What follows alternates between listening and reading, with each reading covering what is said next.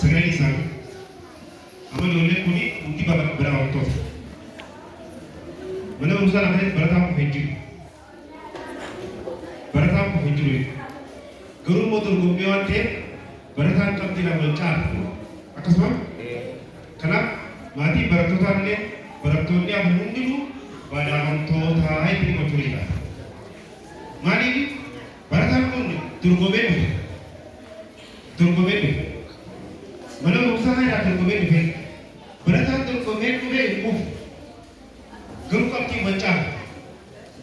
Kanaaf barataan hafees maatiinis barataa kana gisee mana galee ta'u badhaasa qabdan. Maaliif badhaaftan? Barataan kun dorgomee mana barumsaa hiyaasaa keessaa beeku. Amma kutaa ishee irratti laaftooraan dhufanii jiran, kooraabilii dhufanii jiran, kaarnammuu dhufanii jiran, eelaa dhufan, obbii dhufan, harkochaa dhufan. Kutaan tokko baroodaa barataan ammaan sadarkaa beesan as kireeffatee maatii barsiisuu jira as kireeffatee. Kanaaf maatiin keenya barattoota kana hundaa'uu yeroo mana galtan gaafuma duraanuu gosa balaa waan ta'eef ammaas irra deebisanii badhaasa qabu ijoollee. Walii galtanii nama baratti. Waggaan kun ijoolleen kun kutaa jaalis qormaata biyyoolessaa fayyadaman. Qormaata biyyoolessaa kan Oromiyaa fayyadaman. Kutaa saddeet immoo kan biyyaa fayyadaman.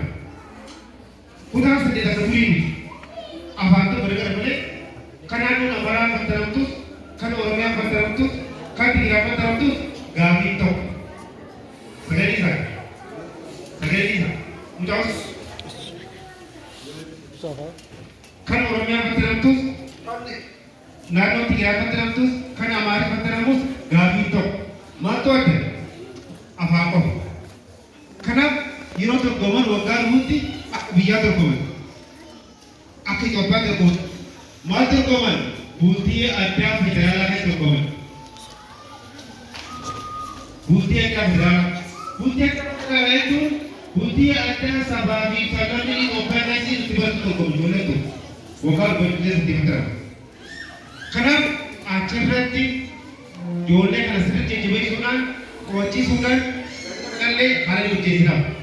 Naaf kantiibaa waliin ta'eeti barattoota yuunivarsiitii Rabaanii asumatti haala hojjeesinee fi asumatti akka baratan goona. Akka bultii addaa federaala seenee yoo bultii addaa federaala darbi bultii addaa naannooti akkuma Reemontana itti gaafatamaa waamaa dameenaa guutuu Abdalajeetti. Bultii addaa naannoo Oromiyaa keessatti torbanuu waamaa odaani bulaa jiruusi kan hogganuu waamaa odaa jechuudha. Yoo sen raafan immoo yuunivarsiitii akka dorgomanii. Kanaaf ejjennoo maatii keenya qabaachuu jiraata. Ijoollee kana galtanii fi seeramoonii qopheessanii fi akka badhaafamanitti ammas baraasuu dandeessan galtanii baraasuu waan ta'eef carqibsuu jiraata. Manni barumsaa addaa keessatti sooloo kan anaa itti jiraatu yoo biyyi afaan garaa barsiisuu mana barumsaa addaatiin mana barumsaa bultii addaa barbaadana. Bultii addaa ni bulamai kadru ada dengan bukti dalam wande berang usah bukti hati ugan bagi surasa ulfada galatoma kamotas kereti tinggal dulu anile maka wajib bangsa lagu dari jujur pada ulfada galatoma. Kali amile ada shebakri sakalo namota heddu galateeffachuu barbaada. Duraan dursee waldaa misooma Oromiyaa aanaa Gooroo guutuu baay'ee galateeffachuu barbaada. Barattoota harka qalleeyyii yuunifoormii bitachuu hin dandeenyeef nama shaniif yuunifoormii naa galateeffadhaa obbo Abdullah.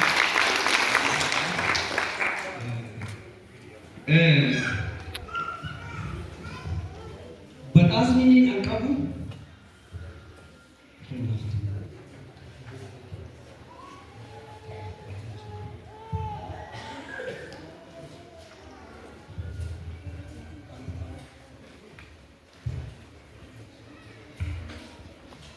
duraan dursa itti aansuudhaan obbo Ramadaan dhufee badhaasa waraqaa qaba.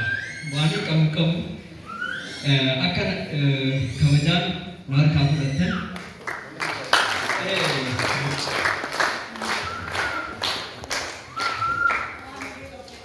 hamile waan irraa qabaniisa silaalee inni baraasa itti aansuudhaan asuma kan dura jiru kana mana barnootaa keenya kana qilleensa irra nu ol baasee akka addunyaan nu beekti yeroo kawaa takka nurraa barbaade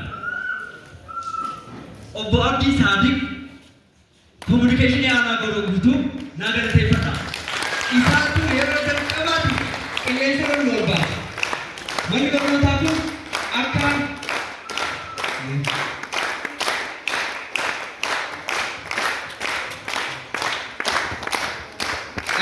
baay'ee galatoomii jechuu barbaada. Itti aansuudhaan obbo Abdallah Waldaa Misooma Oromiyaa damee aanaa godhuu guutuu akka waraqaa kana